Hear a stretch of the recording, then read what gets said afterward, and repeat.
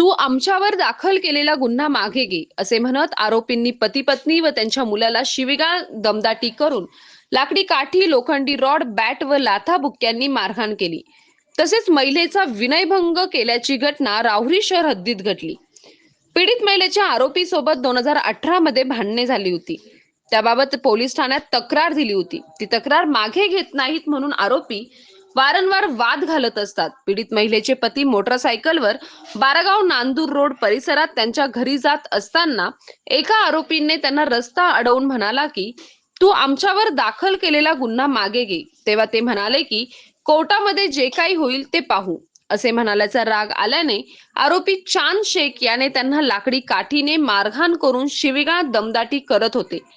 तेव्हा पीडित महिला व त्यांचा मुलगा तेथे गेले. तेव्हा आरोपींनी त्या तिघांना शिवीगाळ दमदाटी करून लाकडी काठी, लोखंडी रॉड व बॅट, लाथाबुक्क्यांनी मारहाण केली. तसेच महिलेच्या अंगावरील कपडे ओढून लज्जा उत्पन्न होईल असे वर्तन केले.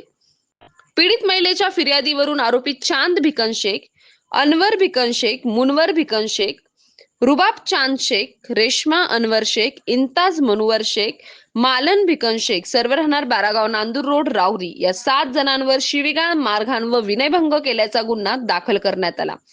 या घटनेचा पुढील तपास पोलीस निरीक्षक रवींद्र देशमुख यांच्या मार्गदर्शनात पोलीस हवालदार संदीप ठाणगे हे करीत आहे. सतीश फुलसौंदरसह राजेंद्र म्हसे, MS न्यूज 15 राहुरी. अशाच नवनवीन बातम्या पाहण्यासाठी चॅनलला सबस्क्राईब करा.